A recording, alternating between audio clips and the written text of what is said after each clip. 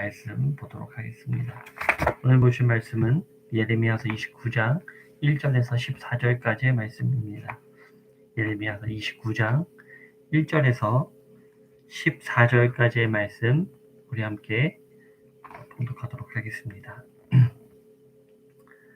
선지자 예레미야가 예루살렘에서 이 같은 편지를 느부갓네살이 예루살렘에서 바벨론으로 끌고 간 포로 중 남아있는 장로들과 제사장들과 선지자들과 모든 백성에게 보냈는데, 그때는 여고니아 왕과 왕과 궁중 내시들과 유다와 예루살렘 고관들과 기능궁과 토공들이 예루살렘에서 떠난 후라.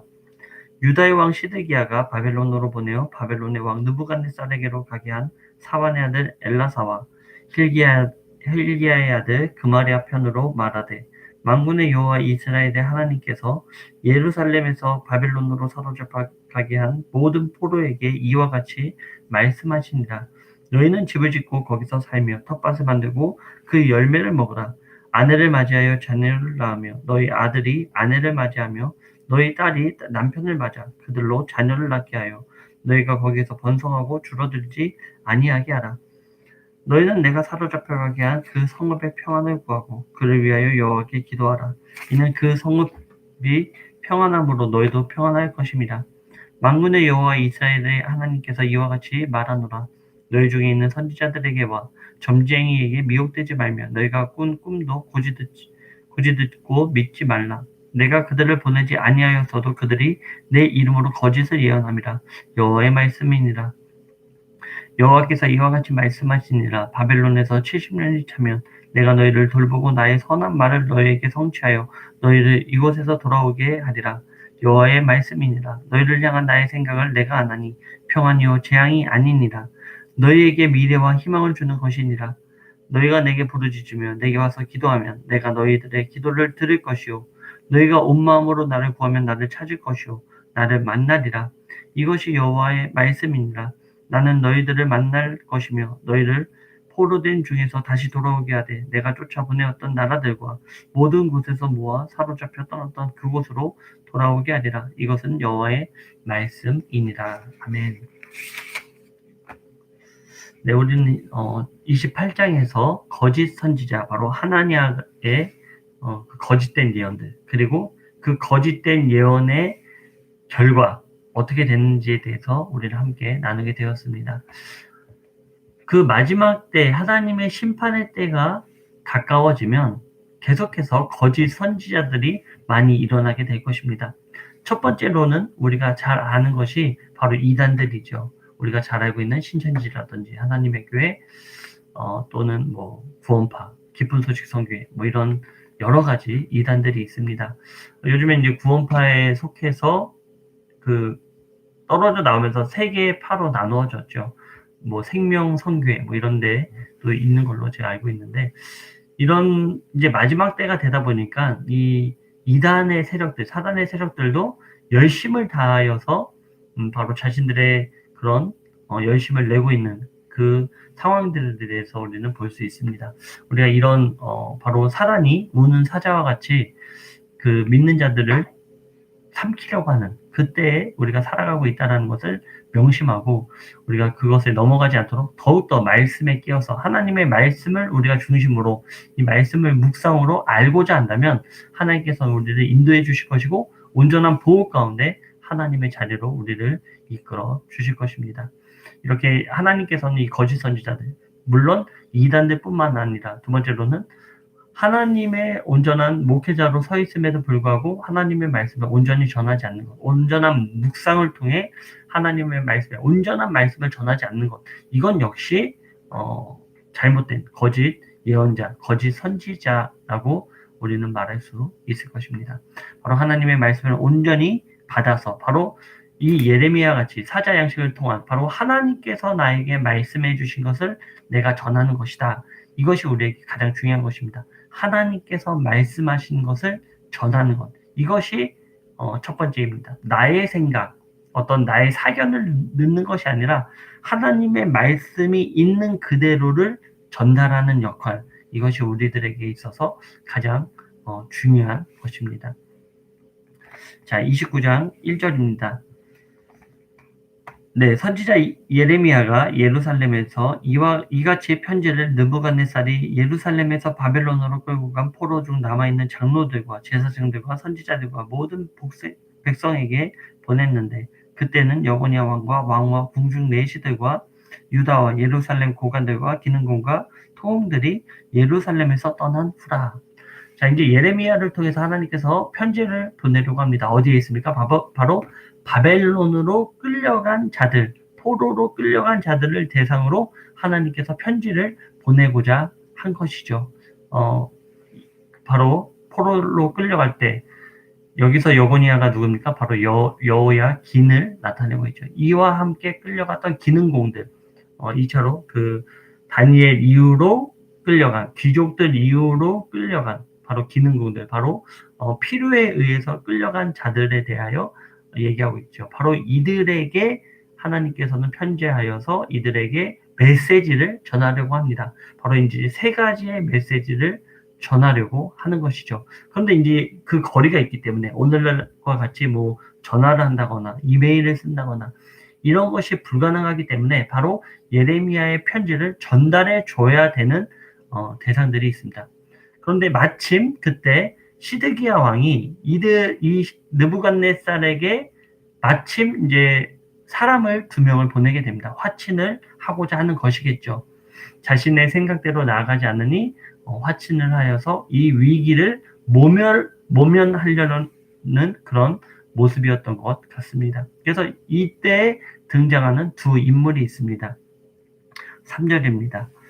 유다의 왕 시드기야가 바벨론으로 보내어 바벨론의 왕 느부갓네살에게로 가게 한 사반의 아들 엘라사와 힐기야의 아들 그마랴 편으로 말하되, 만군의 여호와 이스라엘의 하나님께서 예루살렘에서 바벨론으로 사로잡혀 가게 한 모든 포로에게 이와 같이 말씀하시니라. 자, 이때 2명의 조력자가 등장합니다. 누구입니까?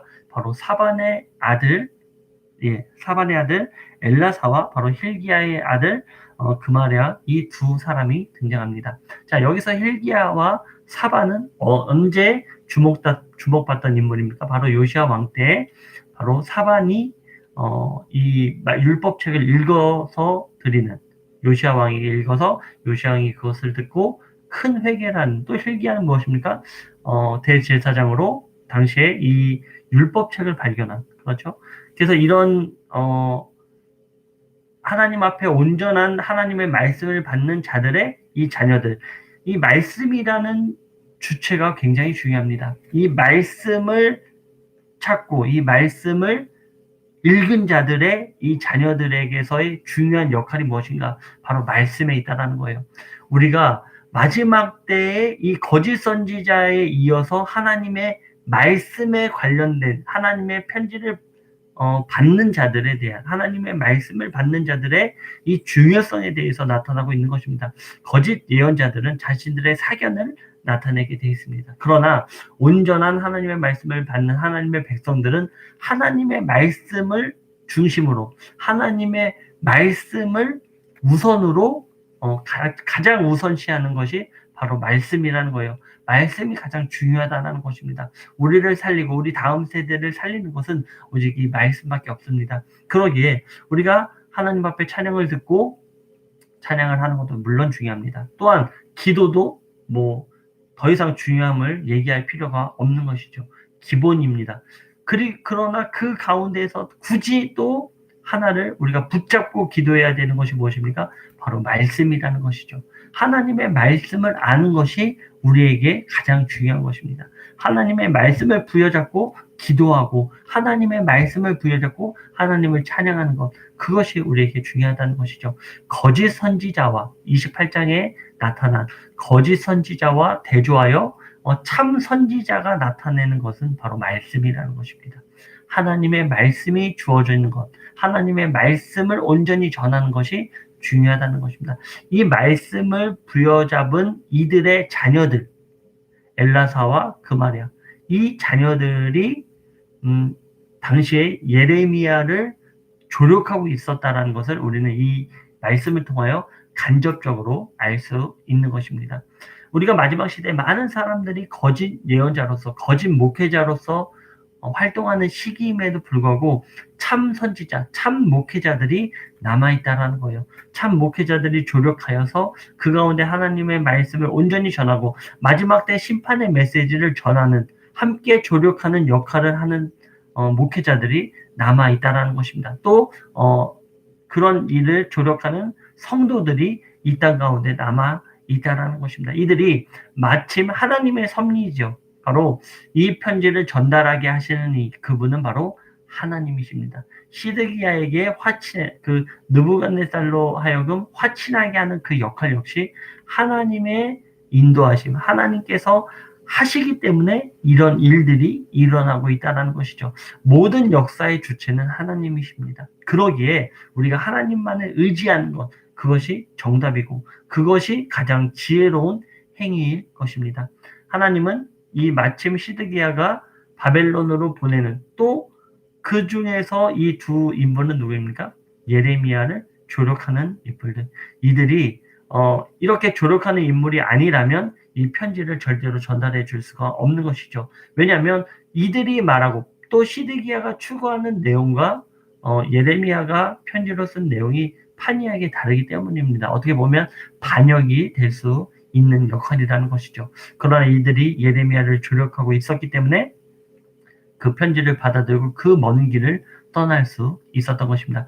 그 편지에 들려있는 그 포로들에게, 그곳에서 포로 생활을 하고 있는 인물들에게 전달하고자 하는 하나님의 메시지는 무엇입니까? 바로 5절입니다. 첫 번째 메시지는 5절부터 6절입니다. 너희는 집을 짓고 거기에 살며 텃밭을 만들고 그 열매를 먹으라. 아내를 맞이하여 자녀를 낳으며 너희 아들이 아내를 맞이하며 너희 딸이 남편을 맞아 그들로 자녀를 낳게 하여 너희가 거기에서 번성하고 줄어들지 아니하게 하라. 무엇입니까?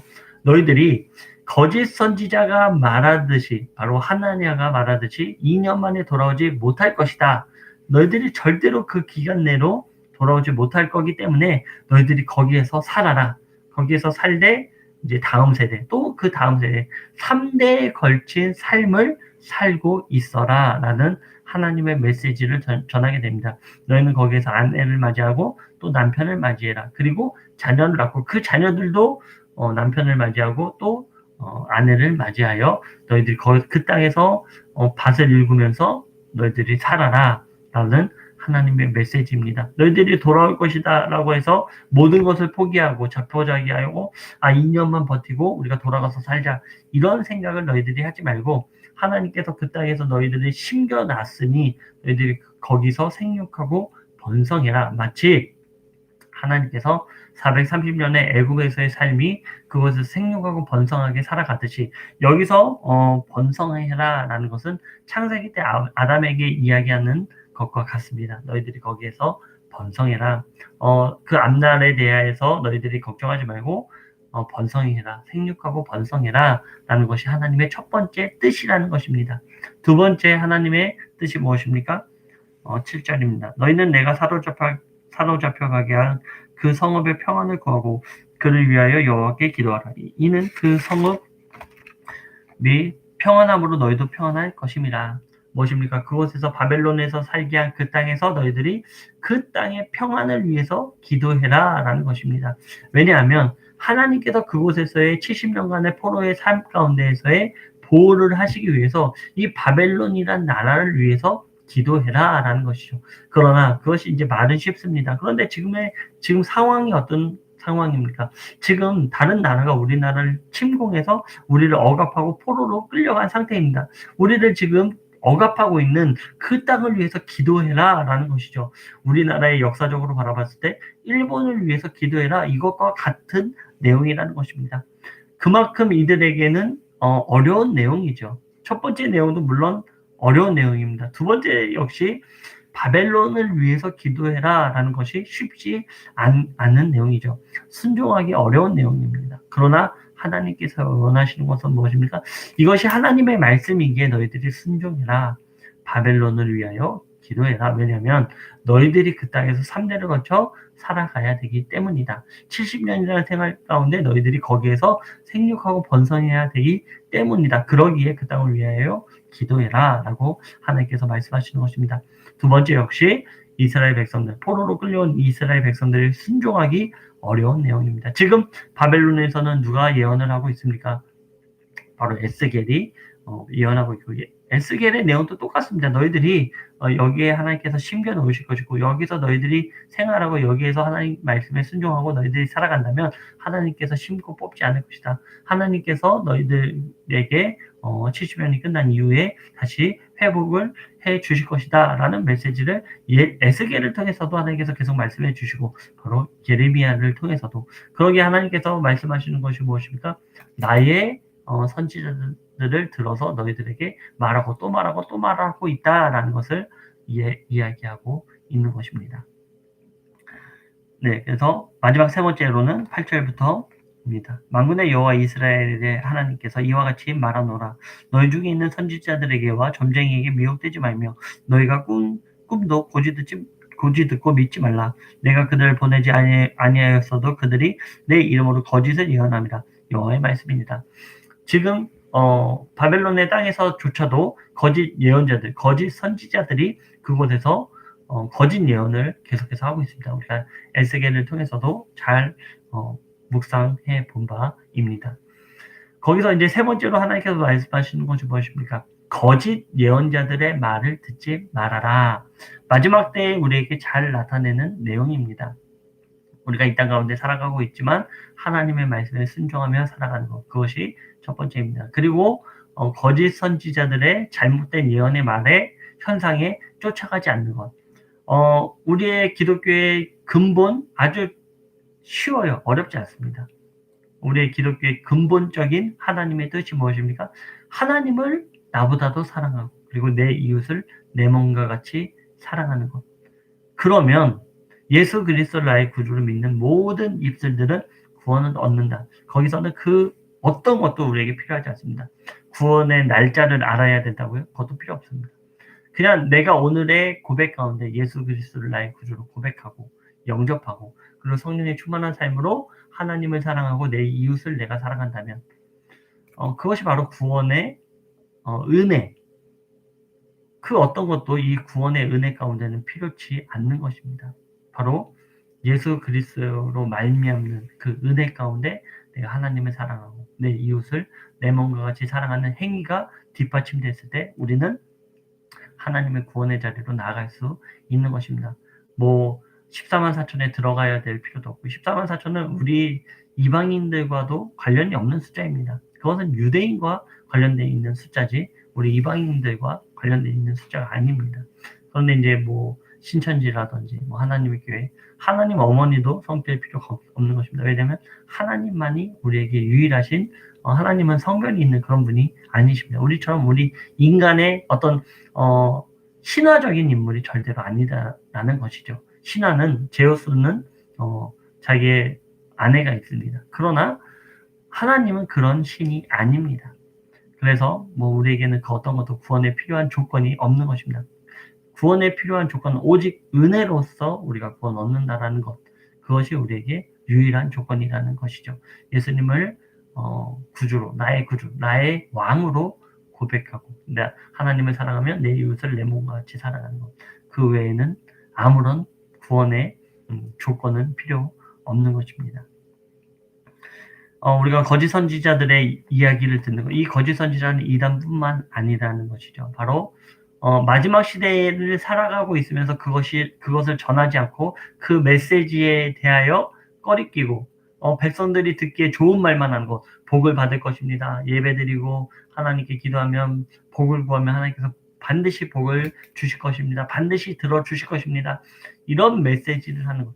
잘못됐으면 잘못된 것을 지적하고 그것에 대한 하나님의 심판하심을 정확하게 얘기해 주는 것이, 물론 목회자로서 원하는 것은 우리가 또 같은 성도로서 원하는 것은 하나님의 복의 말씀을 선포하는 것이 가장 원하는 말이죠. 힘들고 어려운 환경 가운데 하나님이 복을 주실 것입니다. 하나님께서 함께해 주실 것입니다. 이 메시지를 전하는 것이 누구든지 좋을 것입니다. 그러나 그렇게 말을 하는 것이 대상들에 대하여 온전한 말씀을 전하지 않는 것, 하나님의 온전한 말씀을 전하지 않는 것은 직무유기에 해당한다. 즉 좋은 말로 말만 하는 것, 그것은 목회자의 역할이 절대로 아니다라는 것입니다. 잘못했으면 잘못됐다. 그 행위에 대한 가르침이 하나님의 말씀을 토대로 해야 되는 것, 그것이 굉장히 중요한 것이죠. 그리고 현상을 쫓아가지 않는 것이 중요합니다. 제가 뭐 꿈을 꿨는데 이런 일을 하나님께서 해주실 것입니다. 뭐 제가 예언에 뭐 기도하다가 환상을 봤는데 이런 말들은 제가 봤을 때 99.9%는 0.1%는 예, 뭐 자신의 이득을 쫓아가지 않고 그것을 겸손하게 나타내는 역할이라면 마치 바울과 같이 내가 삼층천을 갔지만 내가 간 것이 아니라 내가 아는 누군가가 삼층층에 갔다 왔다. 뭐 이런 식으로 얘기하는 그 겸손함, 그것을 나타내는 것이라면 물론 하나님께서 주신 그 또 현상이 이 말씀의 테두리에서 절대로 벗어나면 안 됩니다. 그러기 때문에 그런 말에 우리가 현상에 자꾸 쫓아가고 누가 예언을 잘한다 또는 뭐 병을 낫게 한다 뭐 이런 물론 있습니다. 있지만 하나님의 말씀이 더 중요하다는 우리가 병이 낫는 것이 중요한 게 아니죠. 예수님도 그렇게 말씀하십니다. 병을 낫는 게 중요한 게 아니라 구원 얻는 것이 중요하다. 예수님의 메시지는 그거예요. 내가 구원을 주기 위해 나의 역할을 보여줌으로 말미암아 저들이 믿음으로 성장하기 위해 내가 이런 일들을 하는 것이지 그거의 목적은 바로 구원에 있다라는 것이죠. 하나님의 자녀가 되는 것, 하나님을 영접하는 것에 목적이 있지 병을 낫는 것에 목적이 있는 것이 아님을 예수님은 우리에게 계속해서 말씀하고 계십니다. 그렇기 때문에 우리가 마지막 때에는 더더욱 현상을 쫓아가는 삶을 살아가서는 안 될 것입니다. 오직 하나님의 말씀으로 하나님을 바라보고 하나님께 나아가는 것. 우리에게 주어졌기 때문에 하나님을 바라보는 것이 아니라 우리에게 주어지지 않았을지라도 하나님을 바라보는 것이 마지막 때 우리의 신앙에 있어서 가장 중요한 사실임을 잊지 말아야 될 것입니다.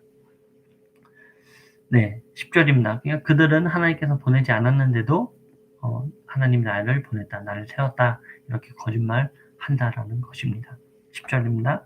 여호와께서 이와 같이 말씀하시니라 바벨론에서 70년이 차면 내가 너희를 돌보고 나의 선한 말을 너희에게 성취하여 너희를 이곳으로 돌아오게 하리라. 자, 하나님께서는 분명하게 말씀하십니다. 너희들 70년을 살 것이다. 70년을 살고 내가 돌아오게 할 것이다. 여기서 중요한 것이 무엇입니까? 나의 선한 말을 너희에게 성취하여 무엇입니까? 하나님의 말씀은 1.1핵도 변함이 없습니다. 하나님께서 말씀하신 것은 성취될 것입니다. 하나님께서 우리에게 마지막 때에 주신 말씀, 너희들에게 마지막 심판의 때에 그 현상을 있을 것이다. 마지막 때 심판이 너희들에게 있을 것이다. 이것은 반드시 성취될 것입니다. 그때 내가 너희들을 불러서 천국잔치에 참여하게 하고 또 천년왕국을 통해서 백보전 심판을 통해 또 새하늘과 새 땅에 그때로 너희들을 이끌어낼 것이다. 하나님께서 말씀하신 것은 1.1핵도 변하지 않을 것입니다. 우리가 살아가는 이때에는 요한계시록에서 말한 생체칩을 이제는 받고 그것으로 이제는 돈이냐 예수님이냐 이것을 선택하는 때가 우리에게 주어질 것입니다. 저와 우리 예배드리는 모든 성도님들은 어떠한 환경에서 어떠한 어려움이 우리에게 닥칠지라도 히브리서에서 그런 현상들 그런 마지막 때에 우리에게 주어진 현상일지라도 우리의 구원자 되신 우리의 제사장 되시는 예수 그리스도를 붙잡으시길 바랍니다. 왜냐하면 그것이 영원한 소망이기 때문입니다. 세상에서의 끝나는 소망이 아닌 영원한 소망이기 때문에 우리에게 어떠한 박해, 어떠한 고난이 올지라도 예수님을 붙잡으시길 바랍니다. 오늘날에 우리에게 주어진 우리의 삶 가운데 곧 주어질 시대임을 우리가 잊지 말고 살아가야 될 것입니다. 그러나 하나님의 뜻은 무엇입니까? 내가 너희들을 회복할 것이다. 너희들을 붙잡을 것이다. 나의 말에 나의 성취를 이루는 과정을 본 너희들에게 내가 이룰 것이다. 나의 말씀의 성취를 너희들 가운데 이루게 될 것이다. 이것을 하나님께서 말씀하시죠. 11절부터입니다. 여호와의 말씀이니라 너희를 향한 나의 생각을 내가 아나니 평안이요 재앙이 아니니라. 너희에게 미래와 희망을 주는 것이니라. 너희가 내게 부르짖으며 내게 와서 기도하면 내가 너희들의 기도를 들을 것이요 너희가 온 마음으로 나를 구하면 나를 찾을 것이요 나를 만나리라. 자, 하나님의 생각은 무엇입니까? 너희들이 지금 환난 가운데 있지만 이 환난의 메시지를 너희들에게 이야기하고 있지만 그러나 내가 너희들에게 향한 마음은 재앙이 아니다라는 것입니다. 하나님은 우리에게 절대로 재앙을 원하지 않습니다. 하나님이 우리에게 원하시는 뜻, 이것은 1.1핵도 변함이 없습니다. 하나님은 우리에게 거짓말을 하시는 분이 절대로 아닙니다. 하나님은 우리에게 원하시는 마음, 재앙이 아니요 평안이라는 사실입니다. 저와 우리 모든 성도님들에게 하나님이 원하시는 것은 평안이다. 결국에는 하나님이 우리에게 원하시는 것은 평안입니다. 우리의 삶 가운데 재앙이 절대로 아니다라는 것입니다. 우리가 이것을 반드시 붙잡으시길 바랍니다. 하나님께서는 너희가 내게 부르짖으면 내게 와서 기도하면 내가 너희들의 기도를 들을 것이다. 그리고 온 마음으로 나를 구하면 나를 찾을 것이고 나를 만날 것이다. 이것은 신명기 4장 29절의 내용의 인용입니다. 하나님께서의 말씀하신 것, 너희들이 나에게 와서 기도하고 나를 전심으로 찾으면 나를 만날 것이다. 내가 너희들의 기도를 들을 것이다. 라고 하나님께서 말씀하시는 것입니다. 그렇습니다. 하나님은 우리의 기도를, 오늘날의 우리의 기도를 들을 것입니다. 그러나 그 기도가 나의 필요를 위해서, 나의 욕심을 위해서 하는 기도라면 하나님께서 듣지 않을 것입니다. 그러나 마지막에 그 평안을 구하는, 재앙 가운데 하나님의 말씀을 의지하며 평안을 구하는 모든 기도 가운데 하나님께서는 응답해 주실 것입니다. 들어 주실 것입니다. 그리고 하나님께서는 우리의 부르짖은 가운데, 우리의 만남을 요구하는 우리들 가운데 하나님께서 성령을 통하여 우리를 만나 주실 것입니다. 그리고 14절입니다. 이것이 여호와의 말씀이니라. 나는 너희들을 만날 것이며 너희를 포로된 중에서 다시 돌아오게 하되 내가 쫓아보내었던 나라들과 모든 곳에서 모아 사로잡혀 떠났던 그곳으로 돌아오게 하리라. 이것은 여호와의 말씀이니라. 이것은 마치 현대 사회에 있어서 이스라엘 백성들이 유대인들이 이스라엘로 돌아온 예언의 역사와 또한 그 맥락을 같이 하고 있습니다. 이들이 이제는 그곳에서 계속해서 하나님께서 심고 뽑지 않을 것입니다. 마지막 때까지 예루살렘 땅에서의 그 유대인들의 생활은 계속해서 이루어질 것입니다. 제가 이제 곧 영상을 하나 올릴 텐데요. 그것이 유대인들이 언제 하나님께 완전히 돌아오게 될 것인가. 그것은 우리가 성경의 말씀을 통해 한 인물을 통해 그 시기를 유추해 볼 수 있을 것입니다. 유대인들은 쉽게 하나님께 돌아오지 않습니다. 우리가 지금 원한다면 이제 코로나가 끝나면 예루살렘으로 성지 순례를 한번 떠나보기를 저도 되게 간절히 원하고 있습니다. 네. 떠나서 그들의 생활상이 어떤가, 그들이 하나님을 바라보는 그 신앙이 과연 그들이 민족 전체적으로 하나님께 돌아올 것인가, 그것이 정말 쉽지 않습니다. 유대인들은 제가 들은 지식으로, 제가 들은 정보로 의하면 그들은 절대로 예수님을 나의 구주로 영접하는 일들이 물론 그 메시아주가 일어나지만 극히 일부일 수밖에 없습니다. 그렇다면 그들이 그 고착할 때 있는 그 유대교 신앙 가운데 언제 하나님께 돌아오게 될 것인가, 언제 예수 그리스도를 나의 구주로 고백하게 될 것인가, 그것은 성경을 통하여 우리가 유추해 볼 수 있는 시기가 있습니다. 그것은 나중에 제 영상으로 나누도록 하고, 어쨌든 하나님께서는 너희들의 회복, 내가 너희들을 평안을 줄 것이고 너희들을 회복할 것이고, 그때는 너희들을 심고 내가 절대로 뽑지 않을 것이다. 지금 예루살렘에 심으신 유대인들은 하나님께서 이제는 다시는 그 땅에서 뽑지 않으실 것입니다. 이제 그 땅에서 이루어지는 모든 현상들은 그 땅에서 이루어지고 그 땅에서 예수 그리스도의 재림으로 끝나게 될 것입니다. 그리고 천년왕국에서의 삶조차도 그 예루살렘을 중심으로 이루어져 나갈 것입니다. 바로 이러한 말씀, 하나님께서는 우리에게 주시는 모든 것들 바로 평안이라는 사실입니다. 이것을 잊지 마시고 오늘 하루도 하나님께 그 소망을 붙잡고 하나님께 나아가시길 주님의 이름으로 축원드립니다. 함께 기도하겠습니다.